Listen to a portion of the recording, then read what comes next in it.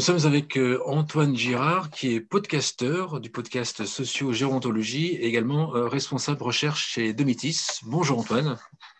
Bonjour Frédéric. Est-ce que tu peux peut-être te présenter et puis nous allons parler de cette mode qui pousse à mettre l'humain au cœur chez pas mal d'acteurs du monde des seniors. Tout d'abord, est-ce que tu peux peut-être te présenter ton podcast et ensuite on va parler du sujet. Oui, alors je m'appelle Antoine Girard, je suis responsable de la recherche au sein de Domitis depuis pas mal d'années. Et parallèlement, dernièrement, j'ai lancé indépendamment le podcast Socio-Gérontologie, qui est pour moi une manière de discuter de certains sujets qui concernent notre secteur, avec un point de vue qui est délibérément franc, direct, honnête, parfois un peu violent, parce que je m'attaque aussi à des préjugés. Et c'est le cas aujourd'hui. On va parler de mettre l'humain au cœur, de cette belle idée de mettre l'humain au cœur, de cette mode, tu l'as dit. Voilà, ça ne fait pas forcément toujours consensus, mais mon objectif, c'est de susciter le débat, de fournir un nouveau regard et d'aider les professionnels à faire les choses de manière beaucoup plus réflexive. Derrière l'expression « l'humain au cœur », qu'est-ce qu'on entend exactement? Quelle est la volonté derrière? Ouais, alors, ce qui est intéressant avec cette expression « mettre l'humain au cœur », c'est que c'est une bonne idée, puisque l'objectif, c'est de faire du besoin de la personne le centre de nos préoccupations, de faire passer ce besoin avant les exigences médicales ou sanitaires, avant les contraintes logistiques ou organisationnelles. Et c'est intéressant parce que ça nous permettrait d'avoir un accompagnement plus respectueux de la personne, et donc moins de refus de soins, un meilleur accompagnement des personnes, et donc tout le monde est content. Sauf que bien évidemment, moi ce que je reproche, c'est que c'est un petit peu de la bien-pensance, de la moraline si on veut. On est plus dans un registre où il faut bien faire, il faut dire qu'on fait bien les choses, plutôt que dans une démarche véritablement de questionner comment accompagner les personnes qui en ont besoin. Il s'agit vraiment de montrer patte blanche, au lieu de s'investir dans une véritable réflexion sur nos pratiques. Et moi, c'est ça qui me chagrine, c'est ça que je voudrais qu'on discute un petit peu aujourd'hui. Pourquoi est-ce qu'on fait ce choix-là? Et surtout, comment est-ce qu'au lieu de dire mettre l'humain au cœur, on peut réellement réviser nos pratiques avec cette préoccupation de la personne au centre?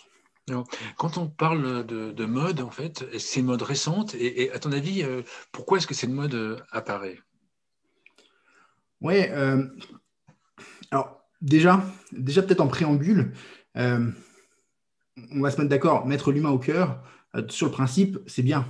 On est tous d'accord avec ça. C'est vraiment une démarche qui permet de faire de la personne un sujet, qu'elle soit décisionnaire, le seul décisionnaire même de son parcours de soins, de son accompagnement, de sa vie. Donc, tout ça, c'est quand même une très belle idée. Le problème, c'est que d'ailleurs, c'est une tellement belle idée qu'on ne peut pas être contre. Et là, ça, c'est un point de vigilance que je nous incite tous à avoir. Quand une idée, elle est trop belle quand on ne peut plus être contre, c'est sans doute qu'il y a un problème derrière. Et là, c'est ce qui se passe. On en est arrivé aujourd'hui à un point où cette idée est un prétexte, est un moyen de montrer notre supériorité morale sans qu'on ne se pose plus la question de ce que ça signifie clairement. Un des exemples, c'est, je pense à ça, mais sans doute vous aussi, il y a un célèbre groupe qui s'est un peu rebrandé, comme on dit en marketing l'année dernière,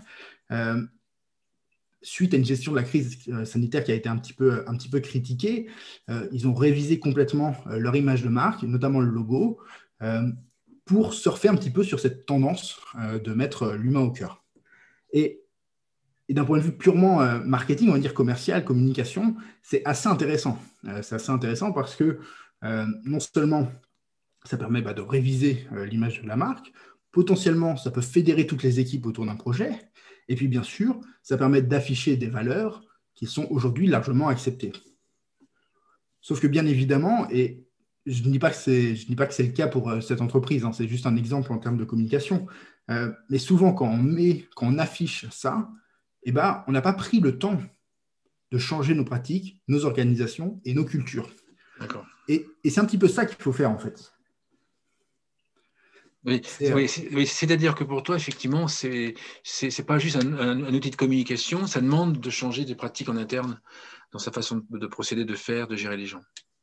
Oui, bah, alors encore une fois, non seulement l'idée est une bonne idée, et donc pourquoi pas s'engager dans cette démarche-là. Ensuite, la communication est importante, que ce soit pour un groupe ou à tous les niveaux, en fait. On a besoin de communiquer.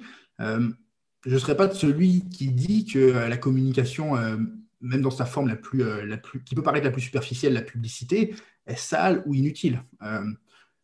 On a besoin d'afficher ce qu'on fait, d'afficher cette différenciation, même si en disant qu'on met tous l'humain au cœur, je ne sais pas s'il y a encore cette différenciation, mais bref.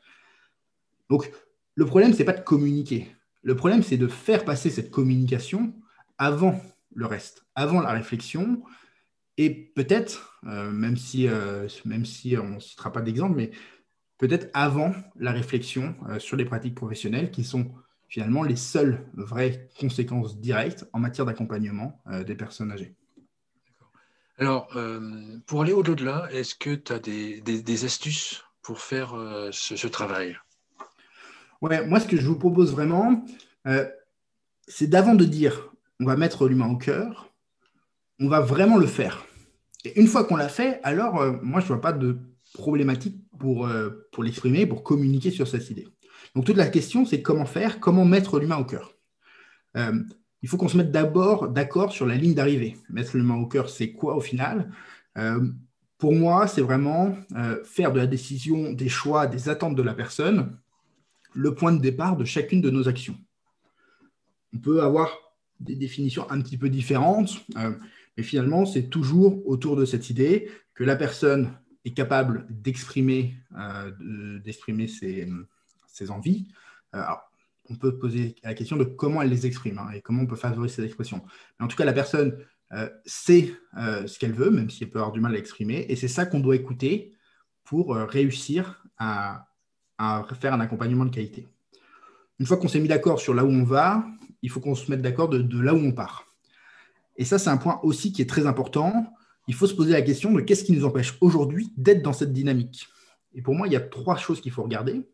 L'organisation, qui décide, quels sont les enjeux de pouvoir au sein de notre structure. La culture, en quoi est-ce que l'on croit, en quoi est-ce que nos équipes croient, quelles sont nos valeurs. Et puis, bien sûr, nos pratiques. Concrètement, à quoi ça ressemble une intervention, un soin, une demande de renseignement ou une réclamation dans notre structure. Cet état des lieux, pour moi, est vraiment indispensable. Il faut d'abord faire ce diagnostic. Alors, je n'aime pas trop le mot diagnostic, mais il faut d'abord faire cet état des lieux, ce diagnostic de départ, pour ensuite savoir comment agir. Et avec ce diagnostic, on va se poser la question ensuite par lequel commencer.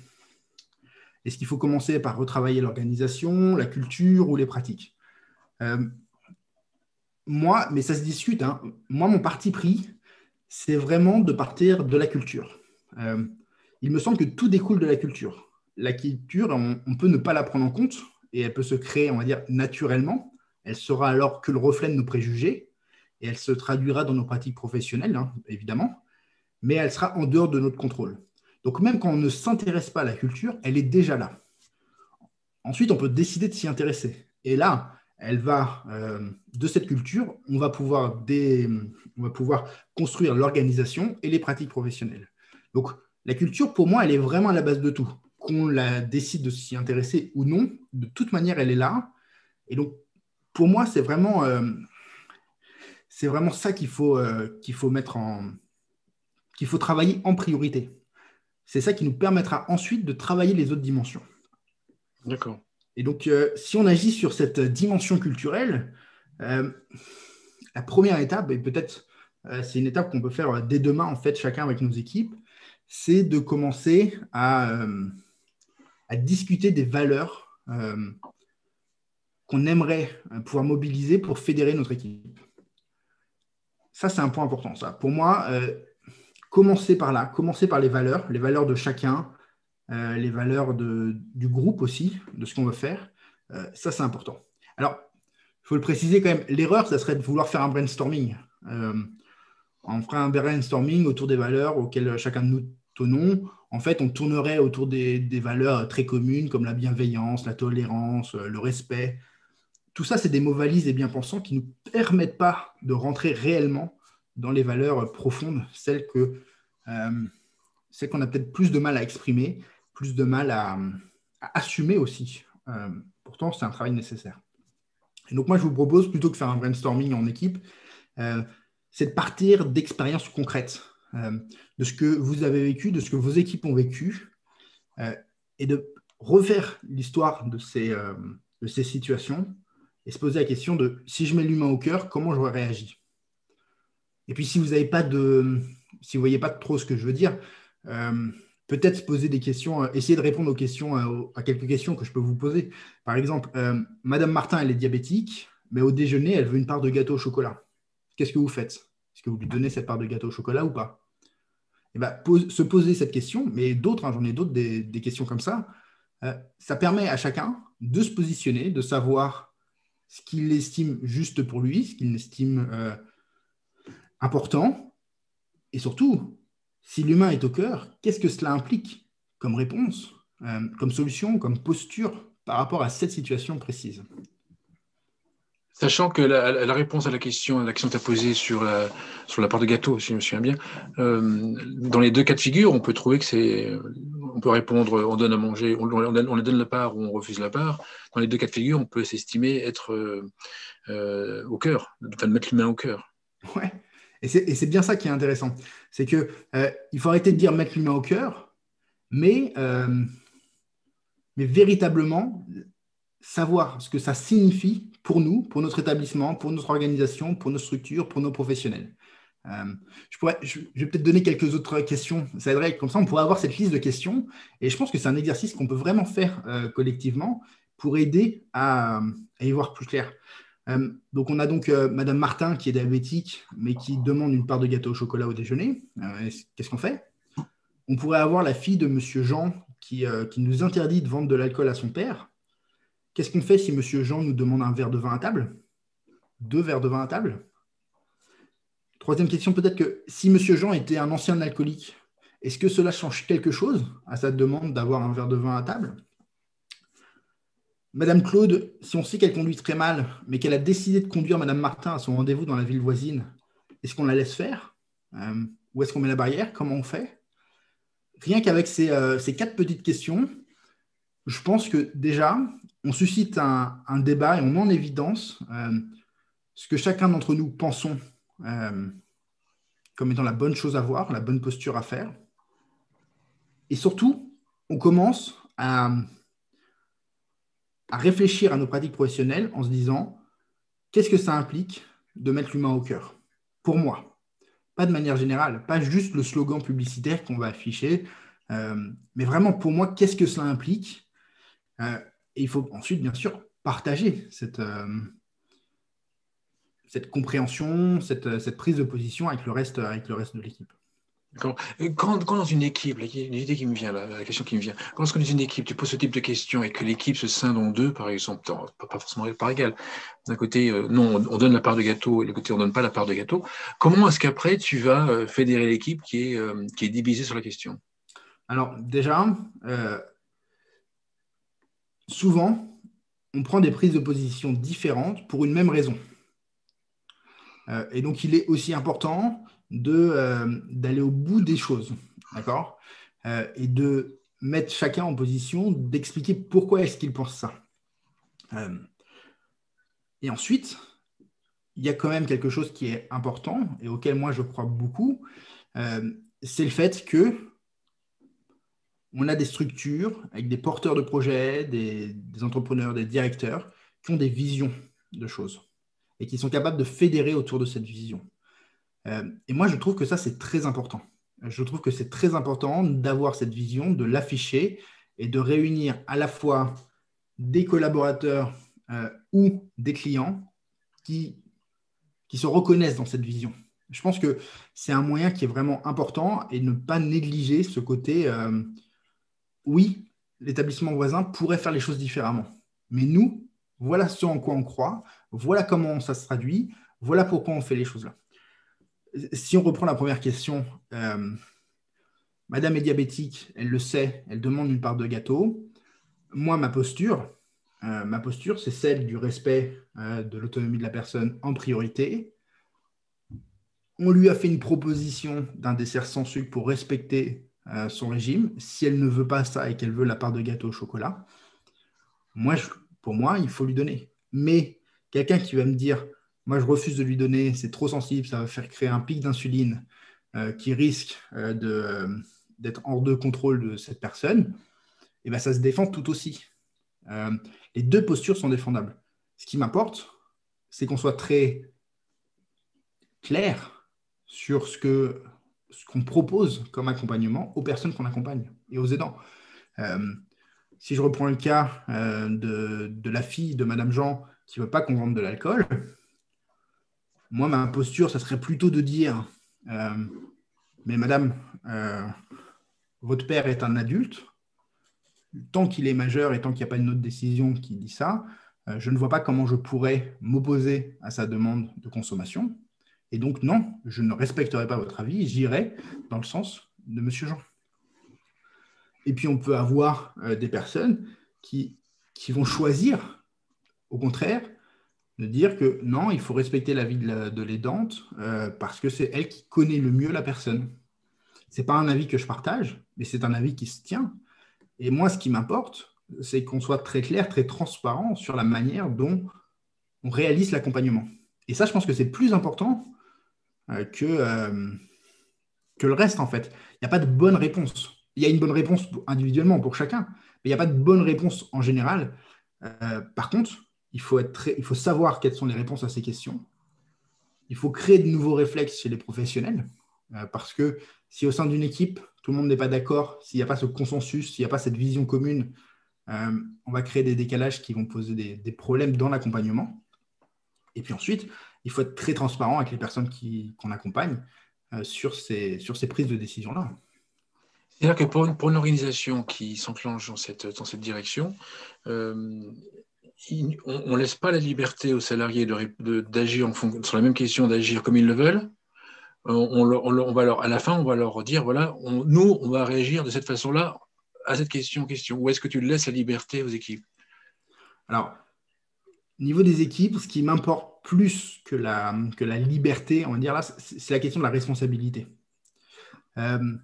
Pour moi, la vision doit permettre de fédérer l'équipe. Et je pense qu'une fois que la vision elle est commune, elle est partagée, il faut se la maintenir. Alors, ça ne veut pas dire qu'il faut aller être rigide dans sa vision, qu'elle ne peut jamais changer et qu'elle ne doit pas prendre en compte des situations particulières spécifiques. La vision donne une direction, permet de fédérer les équipes, permet d'apporter une réponse collective à 90% des situations, mais ça ne veut pas dire que c'est valable pour tous. Donc, il faut garder cette flexibilité-là. Et pourquoi je préfère responsabilité plutôt que liberté dans ce cadre particulier? Parce que moi, je crois beaucoup à la responsabilité des équipes, à condition qu'on a équipé les personnes d'outils réflexifs pour prendre la bonne décision. Il y a des fois des situations où le professionnel, même si ce n'est pas lui qui a décidé la vision, peut prendre une décision et l'assumer parce qu'il estime que c'est la bonne chose à faire. En gros, en règle générale, on accorde aux personnes diabétiques leur part de chocolat quand elles le demandent, mais quand c'est Madame Martin qui la demande et au vu de la manière extrême dont les crises de diabète interviennent, on peut prendre la responsabilité d'erroner, on va dire, cette vision. Mais ça, pour moi, ce n'est pas contradictoire avec la nécessité d'avoir une vision. C'est pour moi, au contraire, l'exception qui permet de confirmer la règle. Et en tous les cas, cette vision et cette manière un peu générale, elle doit être au service de ce qu'on estime le mieux pour la personne. Toujours, puisque le but de l'objectif, c'est quand même de mettre l'humain au cœur. Et donc, cette vision sur laquelle on est d'accord sur comment, nous, dans notre établissement, on met l'humain au cœur, tant qu'on reste aligné avec cette envie de se dire il faut que je m'adapte à chacune des personnes, ça doit être le centre de ma préoccupation et ça ne doit pas être mon organisation qui est ma priorité, alors moi, je n'y vois pas d'inconvénient. Et je pense qu'on a, en règle générale, mais de plus en plus de managers le comprennent, intérêt à responsabiliser les équipes plutôt qu'à leur dire tout ce qu'ils doivent faire et ne pas faire, quoi. D'accord. Une conclusion, tout ça? Bah, deux choses. Déjà, mettre l'humain au cœur, c'est possible. C'est possible. C'est possible que ça soit fait sans que ça soit juste un slogan pour montrer patte blanche. Et plus que possible, c'est vraiment quelque chose d'intéressant pour moi comme démarche réflexive pour l'équipe. Et c'est ça que je veux dire, c'est que dire mettre l'humain au cœur, c'est bien, mais ça ne peut pas se faire sans l'économie d'une véritable réflexion sur ce que cela signifie pour nos pratiques. Il faut vraiment faire l'effort de dire en quoi cela se traduit concrètement, sans utiliser de mots valises, dans nos pratiques quotidiennes. Ça, c'est vraiment un point important. Deuxième point important, c'est que moi, l'approche que je vous propose ici pour réussir à mettre l'humain dans nos pratiques, c'est une approche, il y en a de nombreuses autres, d'accord? Et mon but, et c'est le but systématique dans les podcasts, c'est de vous faire réfléchir, c'est de faire réfléchir à une situation, de donner des outils pour réfléchir à ces situations, mais je ne suis jamais dans l'imposition d'une proposition ou d'une solution. Et ce qui m'importe, c'est qu'on n'utilise pas à mauvais escient, on va dire, ce terme mettre l'humain au cœur, mais juste qu'on y réfléchit, mais ça peut être par plein d'autres moyens différents, par plein d'autres approches. Moi, je suis vraiment sur une approche ultra localisée d'un manager avec son équipe, mais on peut aussi avoir des approches plus philosophiques, humanitude, Montessori, validation, Carpe Diem, qui peuvent fournir tous les outils pour réaliser ce genre de démarche. Mais voilà, encore une fois, et le point commun avec tous ces courants, toutes ces philosophies, c'est de dire que, c'est que l'enjeu, ce n'est pas la communication, ce n'est pas dire qu'on est comme ça, c'est de le faire d'abord. Pourquoi pas ensuite l'afficher, parce que ça permet de fédérer les équipes, ça permet de signaler aux clients, aux personnes qu'on va accompagner, qui on est, comment on fait les choses. Mais voilà, c'est vraiment remettre dans l'ordre des choses, quoi. Merci beaucoup, Antoine. Antoine Girard, je rappelle que tu es podcasteur pour le podcast Socio-Gérontologie. D'ailleurs, vous pouvez trouver le lien sous la vidéo. Vous tapez sinon podcast Socio-Gérontologie dans Google. Et tu es également responsable de la recherche chez Domitis. Merci beaucoup. Ça. Merci Frédéric, à bientôt.